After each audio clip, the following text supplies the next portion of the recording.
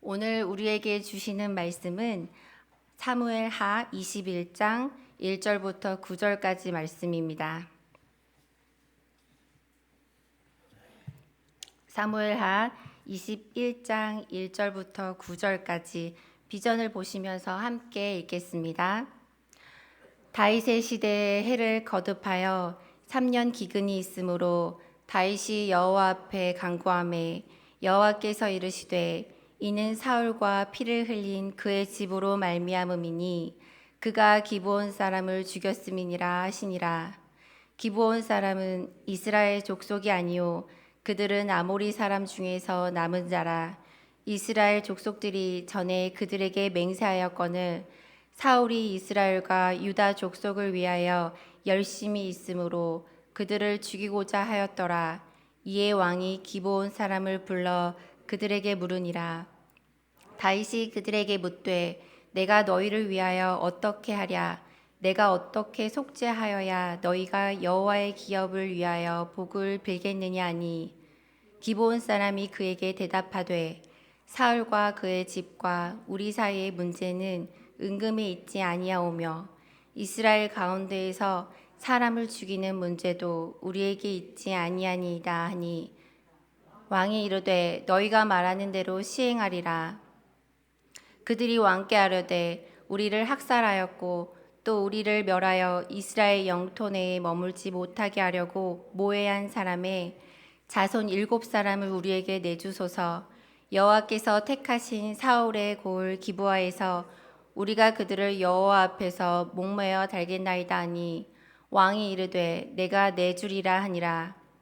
그러나 다윗과 사울의 아들 요나단 사이에 서로 여호와를 두고 맹세한 것이 있으므로 왕이 사울의 손자 요나단의 아들 무비보셋을 아끼고 왕이 이에 아야의 딸 리스바에게 난 자 곧 사울의 두 아들 알모니아와 무비보셋과 사울의 딸 메랍에게 난 자 곧 무올랏 사람 바르실레의 아들 아드리엘의 5 아들을 붙잡아 그들을 기브온 사람의 손에 넘기니 기브온 사람이 그들을 산 위에 여호와 앞에 목 매달아 그들 7사람이 동시에 죽으니 죽은 때는 곡식 빼는 첫날 곧 보리를 베기 시작하는 때더라. 아멘.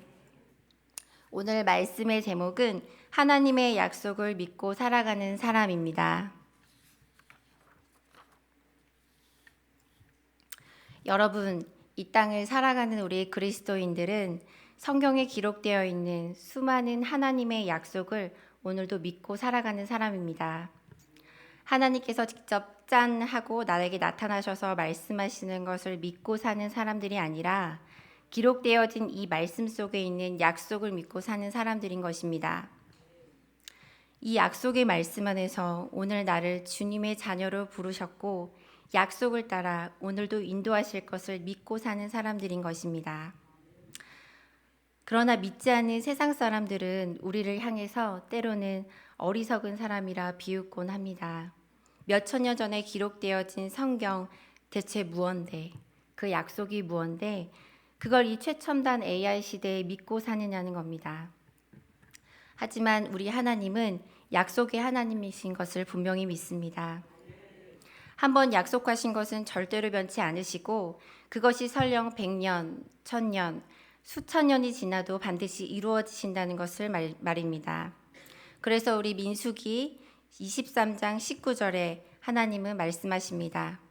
우리 함께 비전을 보며 읽겠습니다. 민수기 23장 19절. 하나님은 사람이 아니시니 거짓말을 하지 않으시고 인생이 아니시니 후회가 없으시도다. 어찌 그 말씀하신 바를 행하지 않으시며 하신 말씀을 실행하지 않으시랴.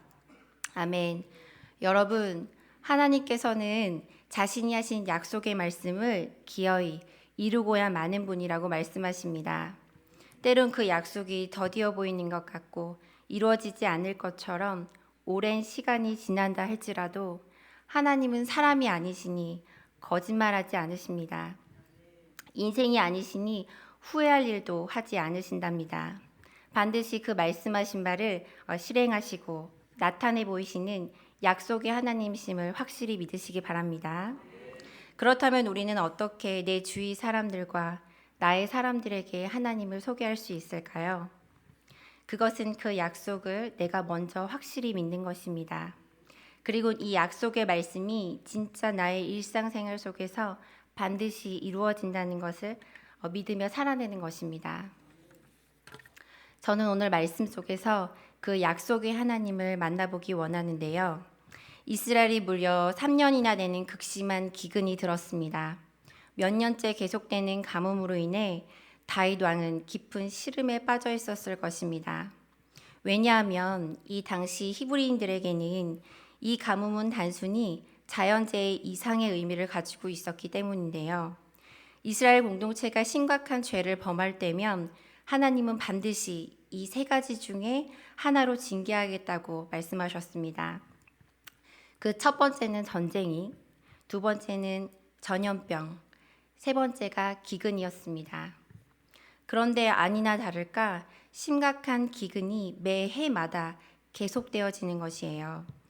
나라의 살림뿐 아니라 백성들을 책임져야 하는 다윗, 지도자 다윗 왕으로서는 심각한 문제가 아닐 수 없었습니다. 그래서 그는 온 땅이 바싹 말라 쩍쩍 갈라지는 바닥을 보며 하나님께 기도하기 시작했습니다. 주님, 우리가 주님께 무슨 죄를 지었습니까? 극심한 기근의 고통으로 백성들이 모두 신음하고 있습니다. 그러니 속히 이 기근에서 우리를 건져내어 주세요. 이런 다윗의 기도를 기다리셨던 하나님이셨나 봐요. 하나님께서 그의 기도를 들으시곤 대답해 주셨습니다. 그런데 그 답은 정말 뜻밖의 내용이었습니다. 그 말씀이 사무엘하 21장 1절의 말씀입니다. 우리 함께 읽겠습니다. 다윗의 시대에 해를 거듭하여 3년 기근이 있으므로 다윗이 여호와 앞에 간구하매 여호와께서 이르시되 이는 사울과 피를 흘린 그의 집으로 말미암음이니 그가 기브온 사람을 죽였음이니라 하시니라. 아멘. 과거 사울 집안이 저지른 살인죄 때문이라는 것입니다. 기브온 사람들을 사울 왕이 무자비하게 피 흘려 죽이고 부당한 대우를 했기에 오늘 이런 기근이 찾아온 것이라고 말씀해 주신 것입니다.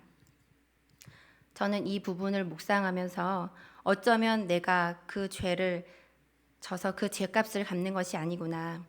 잘못은 사울 집안이 했는데 다윗이 그 죄의 값을 치러야 하는 걸까 하는 묵상입니다. 누군가의 잘못으로 인해 나의 부모님, 나의 위 세대의 잘못으로 인해 그 값을 참고 견디시다가 나의 때 그 죄값을 물으셔야 할 때도 있다는 것 말입니다. 다윗 왕은 과거 사울 왕이 기브온 사람들을 고통스럽게 학대했던 그때의 장면을 떠올렸을 것입니다. 그렇다면 도대체 어떤 사건이 있었는지를 이해할 필요가 있는데요. 이 사건을 정확히 이해하려면 주전 1405년경으로 거슬러 올라갑니다. 지금 이곳은 가나안 땅입니다. 이곳 가나안 땅에는 하나님을 대적하고 하나님이 싫어하시는 것만 골라서 하는 7민족이 살고 있었습니다.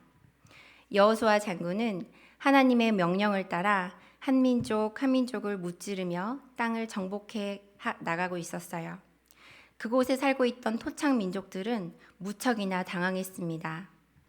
가나안에 사는 토착 민족들은 견고한 성들과 내노라 하는 장수가 있었음에도 불구하고 속수무책으로 이스라엘 군사들과 여호수아 장군에게 전선이 와르르 무너지고 있었기 때문입니다. 그때 이런 상황 가운데서도 이스라엘 백성과 함께 하시는 하나님을 무서워했던 한 민족이 있었습니다. 그들이 바로 기브온 민족이었습니다. 이건 저들의 신이 우리의 신보다 위대하기 때문이다. 저 하나님이라는 신이 강하기 때문이다. 그러면 생존할 계책이 필요하다. 우리가 먼 나라에 찾아온 이방인이라고 속여 이 술책으로 저들의 하나님과 저들의 백성 밑으로 들어가는 화친 조약을 맺자. 그런데 이 계책이 바로 적중한 것입니다. 이스라엘 백성들은 속은 줄도 모르고 하나님의 이름으로 다시는 너희를 괴롭히지 않겠다고 살려주겠다고 했습니다. 나중에 속은 것을 알았지만 이미 하나님의 이름으로 그들과 맹세하니 약속만은 어길 수가 없었습니다. 그렇게 세월후 수백 년이 흘러갔고 이미 기브온 민족은 그 세월 동안 이스라엘 백성들과 함께 공동체 안에 살면서 하나님의 일하심을 수도 없이 보게 되었습니다. 어느덧 기브온 민족 공동체는 하나님을 신실하게 믿는 공동체가 되었습니다. 뿐만 아니라 비록 힘들고 어려운 허드렛 일이었지만 하나님의 성막에서 하나님을 위해 일하는 사람들도 많이 배출되었어요. 허드렛 일도 그들에게는 한 분 하나님을 섬긴다는 참 기쁨이 있었기 때문입니다. 하지만 그들의 공동체를 무너뜨리고 와해시키는 큰 사건이 벌어지고 말았습니다. 이스라엘 초대 왕이었던 사울 왕이 그들을 학살하고 죽이는 일을 벌이고 만 것입니다. 수백 년이 흘러간 세월로 인해 하나님 앞에서 이스라엘과 기브온 민족이 함께 맺은 이 약속을 사울은 별 대수롭지 않게 생각했던 것입니다. 왜냐하면 자신이 처음 정권을 잡았으니만큼 사울 왕은 뭔가를 자꾸 보여주고 싶었기 때문입니다. 자신의 세력이 더 필요했고 자신의 인지도가 더 필요하다 느꼈습니다. 그래서 그는 생각했습니다. 단일 민족을 만들자. 이스라엘을 감히 어떤 민족도 넘보지 못하고 우습게 보지 못하도록 강하게 만들자. 그리고 아직 나를 왕으로 인정해주지 않는 저 유다 민족에게도 인정받으려면 우리 안에 섞여 살고 있는 저 이방인, 기브온 민족부터 죽여 없애자 생각했던 것입니다. 그 모습을 보고 자신의 백성들이 박수 쳐주고 지지해 줄 것을 그는 너무도 잘 알고 있었기 때문입니다. 그래서 그는 이전보다 더 열심을 내어 함께 살고 있는 공동체의 기브온 민족을 죽이게 된 것입니다. 그들은 하나님을 언급하셨습니다. 그것이 2절 말씀입니다. 사무엘하 21장 2절 말씀 함께 읽겠습니다. 기브온 사람은 이스라엘 족속이 아니요 그들은 아모리 사람 중에서 남은 자라. 이스라엘 족속들이 전에 그들에게 맹세하였거늘 사울이 이스라엘과 유다 족속을 위하여 열심히 있으므로 그들을 죽이고자 하였더라. 이에 왕이 기브온 사람을 불러 그들에게 물으니라. 사울은 하나님과 한 약속을 우습게 생각한 것입니다. 아니, 세월이 흐르면 하나님도 그 약속을 잊으셨겠지 생각한 것입니다. 하지만 하나님은 그때의 사건을 소환하셔서 그 죄로 인해 기근이 찾아온 것이다 라고 말씀하셨습니다. 하나님은 민수기 23장 19절에 분명히 말씀하십니다. 민수기 23장 19절을 함께 읽겠습니다. 하나님은 사람이 아니시니 거짓말을 하지 않으시고 인생이 아니시니 후회가 없으시도다. 어찌 그 말씀하신 바를 행하지 않으시며 하신 말씀을 실행하지 않으시랴. 아멘. 나는 실없는 농담하지 않고 거짓말도 하지 않는다고 말씀하세요. 여러분, 하나님과 한 약속이나 서원이 있으신가요? 하나님과의 약속을 지키며 사는 저와 성도님들 되기를 원합니다. 다윗은 기브온 사람들에게 찾아가 진심으로 사과했습니다. 하지만 가만히 하나님의 약속 안에 살고 있는 자신들을 사울로 인해 생명의 피를 흘리게 했으니 사울의 집안의 7명의 사람들로 생명값을 갚아야 한다는 것이었어요.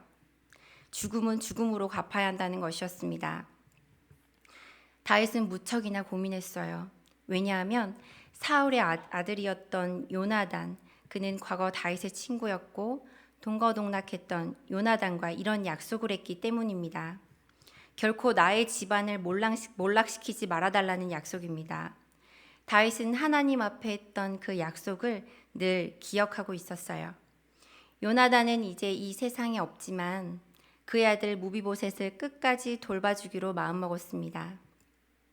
그래서 이 무비보셋을 제외하고 7명의 사람들을 기브온 사람들에게 내어주게 됩니다. 저는 이 장면을 보면서 무척이나 감동받았어요.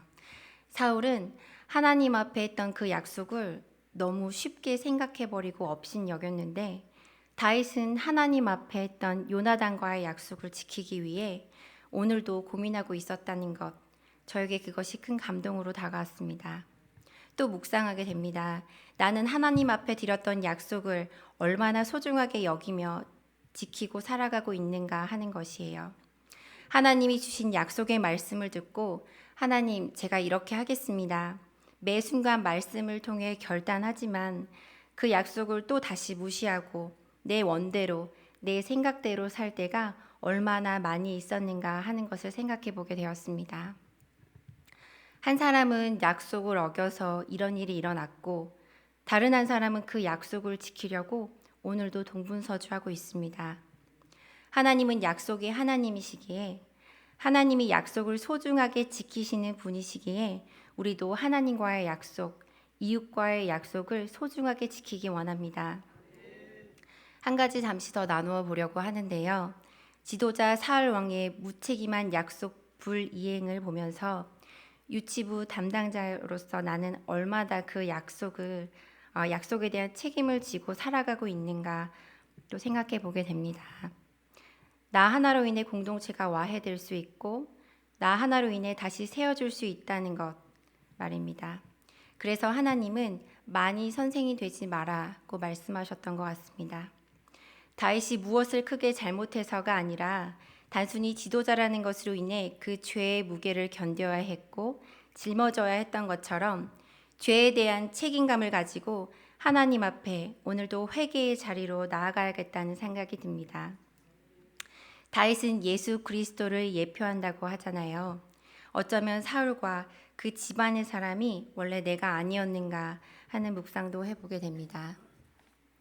내가 당해야 할 죄값이었고 내가 저주받아 끊어져야 할 인생이었고 그런 집안이었는데 내가 당해야 할 죄값을 다른 사람인 다윗에게 물었던 것처럼 내가 당해야 할 죄값을 예수 그리스도에게 물으시고 생명의 속전을 통해 예수님이 피의 값을 지불하셨다는 생각에 저의 마음이 뭉클했습니다.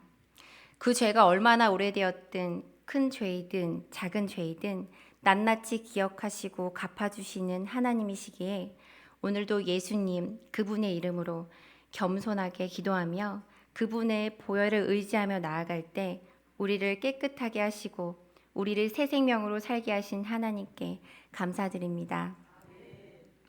오늘도 예수님의 생명값으로 나를 살려주시고 이곳에 있게 하시니 감사하다고 고백하시는 시간 되시기를 원합니다. 네, 기도하시겠습니다.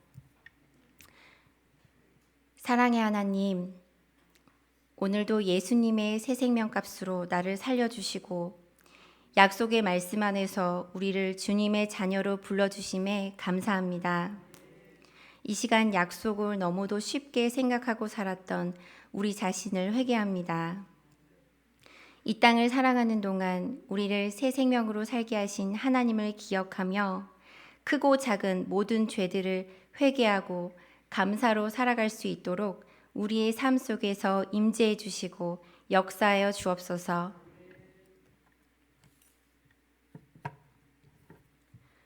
귀한 예물 드렸습니다. 하나님께서 기뻐 받아주시고 하나님의 나라와 의를 위하여 귀하게 사용하여 주옵소서. 마음속에 있는 기도 제목이 꼭 응답되어질 수 있도록 함께해 주옵소서. 예수님의 이름으로 기도합니다. 아멘. 이 시간 우리